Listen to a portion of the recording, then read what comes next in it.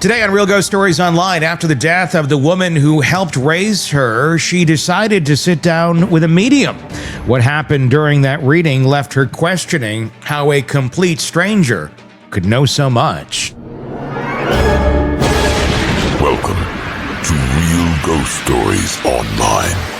Call in your real ghost story now at 855-853-4802 or write in at realghoststoriesonline.com. You are about to enter the world of the unknown and quite possibly the undead. This is Real Ghost Stories Online. It is, and yes, 855-853-4802 is our phone number to share your real ghost stories with us. We'd love to hear them. You can write in, or you can call in. Real Ghost Stories Online is a website to share your real ghost stories with us. Love to hear them. Get access to the bonus episodes. Support the program. We got a Patreon channel there for you. You can check out anytime. Just search Real Ghost Stories Online on Patreon to get in on all of the extras and help support the program. All right, Tony, Todd, Carol with you on today's episode. Hi. Hey, Tony, how's everything? Is it that good? Good. Busy. Very busy. Very busy. Yeah. Well, over in True Crime Land, it's been, when we're recording this, the Nancy Guthrie story is what we're following, and by the time this airs, I hope to God there's resolution. But as we're sitting as of this recording, we're like 10, 11 days in and nothing, and it's just been. Can't imagine what that family's going through. No, it's been a cluster. So that's been like everything. I'm like waking up at 3 in the morning going, what about this? It's like it's a lot of people I think are obsessing on this story. And it hits home for a lot of people too. A lot of people watch Savannah on Today. They've seen her mom on Today. I think, in a lot of ways, Nancy is almost like a surrogate mother, to a lot of folks, kind of vicariously connecting and living through the people that they watch on TV. And that's the magic of TV. That's how that works. And then something like this horrible happens. Oh my God. It affects a lot of people. I think it puts a lot of things into perspective too, of just how quickly things can change. Mm-hmm. And she's 84 years old. Yeah. She should be enjoying time with her family and retirement and all those things. Not the subject of, right? A horrible investigation. So that's been a lot of my week. How about you? That's when I'm glad I don't have to do true crime stuff, because it's a lot and it does weigh on you. It does. Because I'm like following this story. Every time I get an update on my phone, I immediately open it to see what, because I'm just concerned, as are too many people. Yeah, it's into true crime every day. I don't know if I can handle it. It's a lot. I don't know. It's interesting. I find it exciting. I mean, not that this is an exciting thing, but I mean, just keeping up on the stories, the act of doing it is interesting. And you learn a lot from a lot of really interesting people. If you guys don't know, there's another channel out there that exists, Hidden Killers with Tony Bruschi. You can find that. We have YouTube, we have videos, we have a Substack, hiddenkillers.substack.com. If you like true crime, go check it out. And you'll find Todd over there with us as well. We cover all this crap every day. So it's good fun for the whole family. Well, and when I ever do need information about a crime story, I always go straight to Tony. That's true. What's going on with this? Fill me in on that. What should I know? What are the things I need to know about this? This is one of those that just kind of blows your mind, because it just there's so much information. The way I kind of describe it is like it's a everything is a puzzle, but this is like one of those puzzle boxes as a kid that you're getting off of the shelf of your second cousin's aunt's house playroom wall, and it's been there forever. You don't know what the hell's in it. You want to play Monopoly, you dump it out. There's some Candyland, there's some checkers, there's some Chutes and Ladders, there's a little bit of Monopoly there, and you kind of put all the pieces together or try to make sense of what you have.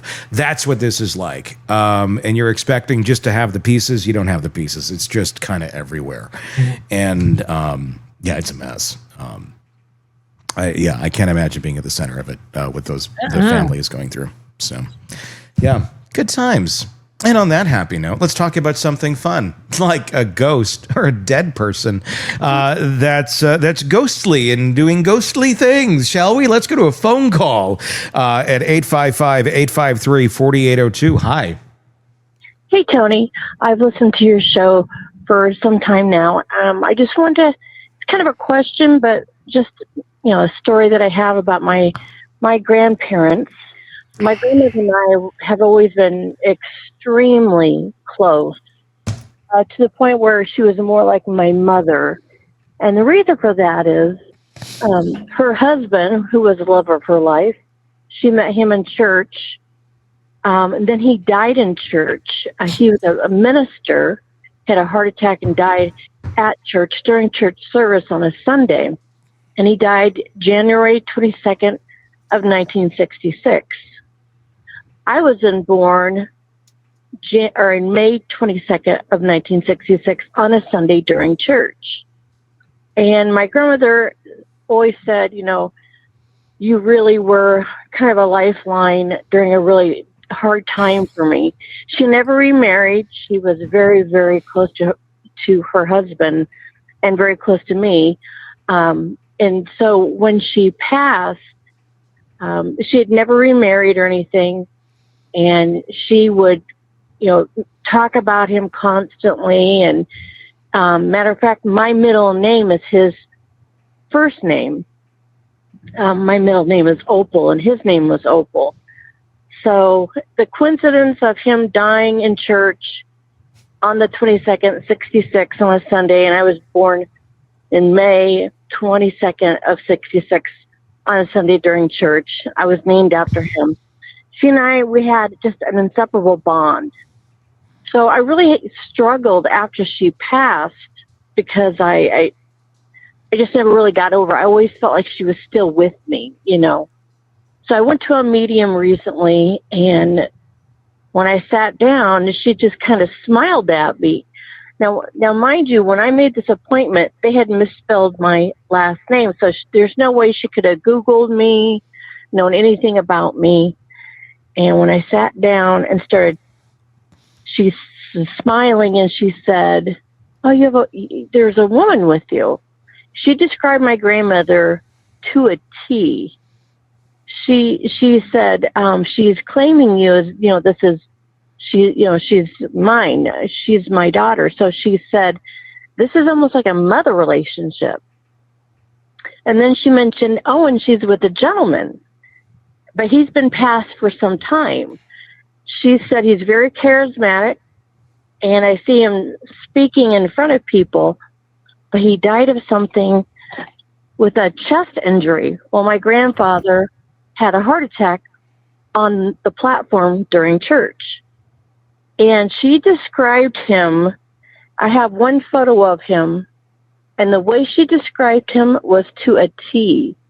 But the fact that, she even said, he has mentioned your colleges. And she was telling me things that there is no way this woman could have known. But it was really, I would say, very calming for me, knowing that my grandparents still stay with me. And she even said, your grandfather, for some reason, I want to say you have his name, but it can't be because he's male. And the name he keeps telling me is a female name. Well, ironically, because I was named after him and my middle name is Opal, I can see where she would think that. So I just wanted to tell you that story, that, even though you grieve from the loss of a grandparent, you really find out that they're always with you. And I always feel like my grandma and grandpa is always with me, but I just thought that was so ironic that that medium described him to a T and how he died and everything. So just for everyone out there that might be losing a grandparent, just know that they stay with you. Thanks, Tony. Opal. I like that name. It's interesting, right? I mean, not only have I never really heard of anybody called that before, I certainly haven't heard of a gentleman called Opal. No. I love old names. Yeah. And that's one, that's one I haven't heard. I mean, other than like in writing or I don't even couldn't tell you where, but I've heard it before, but not much. But that's a cool name. But I think it's really interesting that, as a psychic, somebody who's not good at it, who would just be there to take your money, they're going to try to get some weird stuff out of you, maybe. I see how people can trick you into giving them information. But the fact that she's like, he says you're named after him, but yet it's a female name, and that doesn't make any sense. And then come to find out the name is Opal.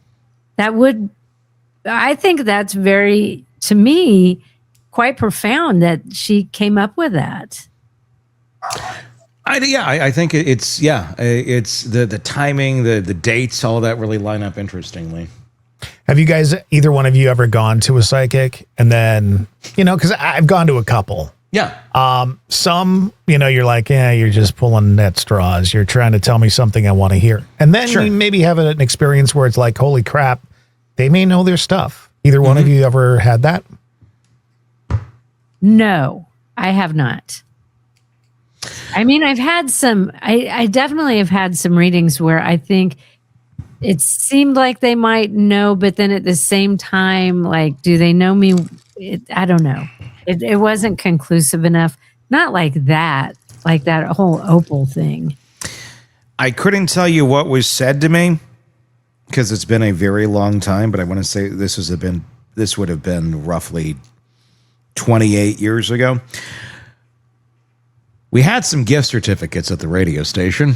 I don't know what we got them for. It was some sort of psychic thing. We had like gift cards to like call the fucking psychic line. And I thought, well, we're going to fucking do this. So in the production room one night, I'm calling the psychic line. And I'm like 16, 17 or something. So I'm asking it stupid questions about like my like relationship life and things like that. Yeah. And I don't remember what was said. And again, I was young and dumb as fuck. So, everything can have some sort of meaning at that moment in time in life. But I do remember just like kind of walking away from that phone call going, that was really fucking weird. Like there was something, I don't remember the details, but there was something like that they knew. And I couldn't quite figure out exactly like how would they seemed very on. And I couldn't tell you exactly what I would attribute it to today. Again, it could have been, young and dumb and impressionable. And you can, especially after doing Chet Jameson, the bowling psychic, and that bit on the radio for years where, Chet would align the pins and tell your, what the dead are communicating with you. Just how easy it is to, play that sort of role. So I don't know. I did have an experience like that, and it was weird. It was enough to make me raise my eyebrows. But again, I was like 16, so call for what that's worth. I know I brought him up before on the program. I don't know if either one of you looked him up, but the Oz Perlman guy, who's a mentalist, who can make, you got to check him out. OZ, like Oz, but it's pronounced Oz Perlman. Look him up. He's been on every talk show there is. He's, done Oprah to David Letterman to everybody. And he's just freaking amazing how he gets information. Really? Like Tony, if he were here right now, he would come up with your PIN number. And not only that, he'd attribute it to something in Carol's life too. Isn't that crazy? And I mean, do we have tells like that just some people are able to pick up on? Honestly, I have like 2 PIN numbers that I've kind of used throughout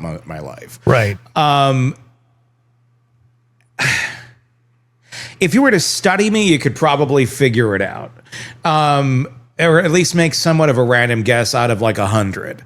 But just to have somebody that like doesn't know you just walk in and do that. I don't know how you would do that, but I know they do. I mean, that's what's so weird about it. Yeah, he was on Joe Rogan's podcast. I'm not a Joe Rogan fan, but he literally came up with his PIN number, and Joe was kind of pissed off about it because he's like, don't say that out loud. Can we get him on our show? We should try and get him on our show. It'd be fun. All right. There was I think it was Chris Angel. I'm not sure. It was somebody. It was the one. Have you seen it where he was with what's his name who flies into Wichita a lot or used to and crashed his plane? Harrison Ford. Okay. He was in the kitchen with Harrison. Yep. And the card in the orange. Yes, I've seen that. And Harrison's like, "Get the fuck out of my house." Yeah.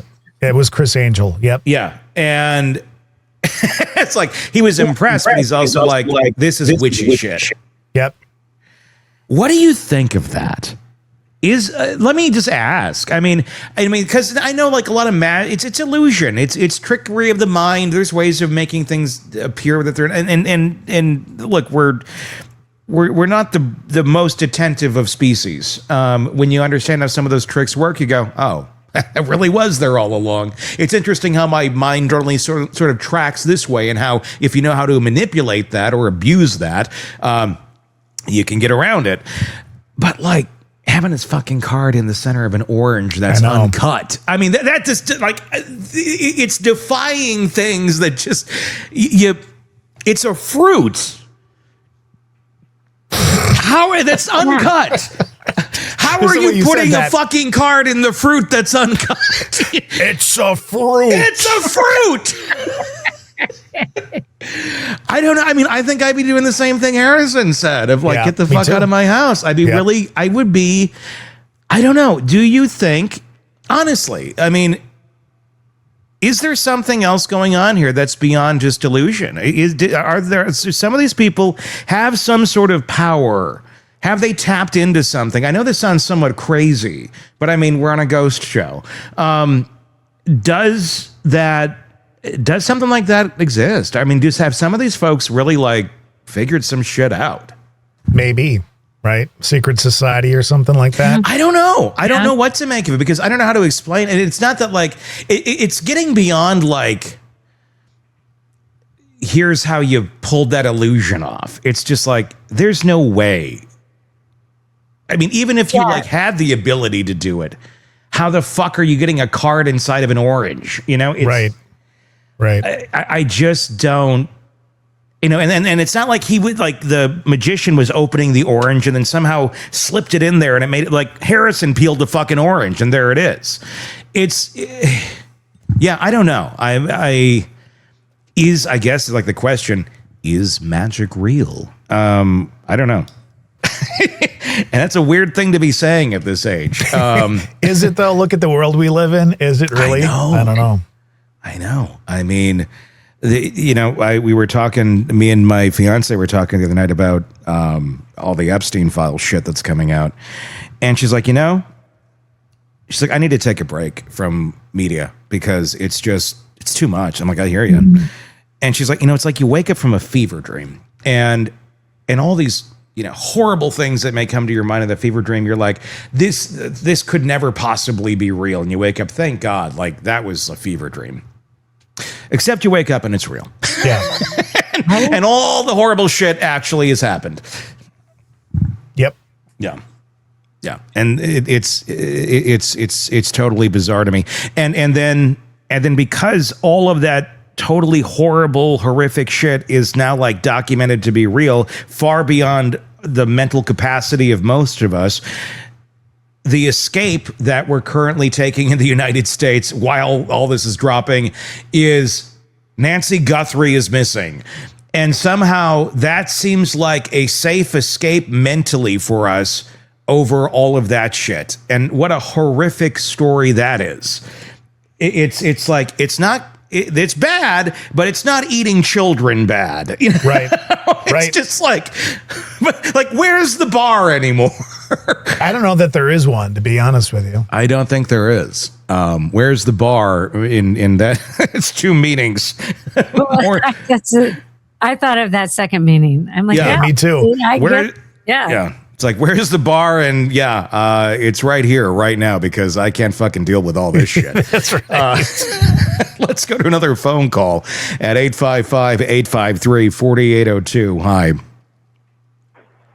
Hi. Hopefully you can hear me. I'm sitting outside because I'm terrified of telling the story inside. So I wanted to share a story that I had with a ghost or lower energy thing. This is actually probably about a year ago, but the story is like probably the craziest thing that I've ever experienced. So I want to first start off by saying that I practice African spirituality, where you do ancestor veneration, which means you invite the spirits of your benevolent ancestors into your home and you ask them to guide you and protect you. And I was practicing this for a while, and then I started to develop spiritual gifts and things like that. I preface the story with that because I think this has a lot to do with why I had the experience that I did. So I was away at undergrad in New York, and my family is originally from Louisiana. And when I came back for Christmas in 2018, I was in my house that I grew up in. Didn't really have a problem with anything growing up, never really had the creeps. But like I said, this is something that came about when I started practicing my new religion, my new form of spirituality.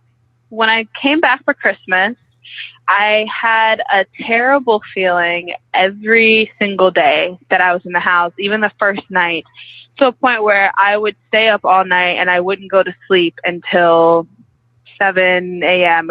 when the sun rose every single night, and I had all the lights on at all times.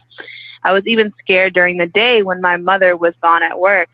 And I just felt a very, very hostile energy. I felt something just didn't want me there. I felt really uncomfortable. I was terrified. And I just felt something so angry at me for being there.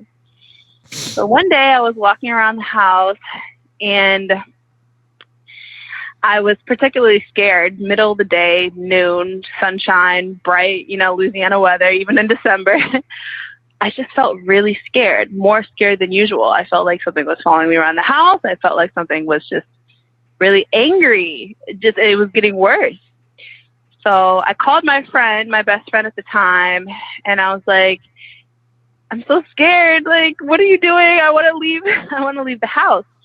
And then as I was talking to her, all of a sudden the phone cuts out completely, and it's like very, very staticky. I hear a voice screaming, and meanwhile we were talking normally. This has never happened and has never happened since. So I hear a voice screaming through the phone, like a staticky voice screaming, "Go home, go home." And immediately I hung up the phone. I was terrified because it just kept screaming the same thing, "Go home, go home." And like I said, I've never experienced something like that before. Then I hung up the phone and I called my friend back and I asked her, "Did you do that? Did you say that? Like, what, are you alone?" Like, she's like, "No, I'm alone in the house. What are you talking about?" And then I'm like, I can't even tell you what I just heard. And then I told her, and she is not even a person who believes in ghosts. She's not even a person who's that religious, but immediately she started praying because she knew I wasn't lying. Even that night, I slept with my mom in bed because I was so scared, and I am 23 years old. I felt the presence, and I saw a dark figure in the corner of the room staring at me as I was going to sleep. Even when I was with my mom, with the cats, in the bed, thought I was safe. But no, it was very, very, very angry that I was there. And I couldn't sleep with my mom, couldn't sleep by myself. She actually ended up selling the house, moving to a different part of Louisiana, so I don't have to deal with this anymore. But I do believe that me practicing my new spirituality and things like that, and getting more in tune with my spiritual gifts, I was able to be targeted, or I was targeted. Oh, it ends like that. Is that kind of what we were talking about earlier? Was it this episode or a different episode where we were talking about being more attuned, being more paying attention, being more present in a thought or a specific line of thinking, a reminder of a number or something like that? Is that kind of like that? What's going on there? I mean, I think so. Go ahead. I Googled it, what African spirituality is, because it seems like it would be something that wouldn't be allowing dark things in. So I wonder if it was two different things going on. Yeah, and I'm just wondering if, I think no matter what spirituality you tend to lean into, I think that it makes you more aware of those things in your life. The spirituality, I did the same thing, Carol. I looked it up very quickly, and I've got some friends in parts of Africa that practice that kind of stuff. And it's very rooted in earth, very rooted in family. And so I wouldn't think that it would necessarily welcome in dark stuff. However, I mean, who knows what you've got in your family lineage too. So I'm not sure.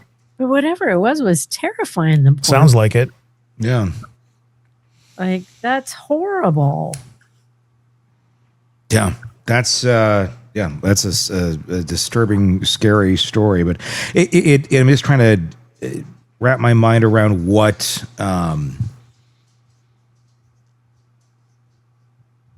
I think what the root is, just, I guess. Yeah, I think just being more spiritual and being in tune with those beliefs maybe allowed her to be a little bit more open to having things happen. Because if you weren't in tune with these beliefs, if you weren't knowledgeable on it, if it was just kind of a foreign concept to you, which it is to a lot of people, would these things stand out to you? Would it be more chaotic, right, or does it make more sense to you, even though it does kind of define it in a darker way? I just had a thought. So what if you were, because it sounds like it was something she was kind of working on and developing and getting into. What if you kind of did it the wrong way?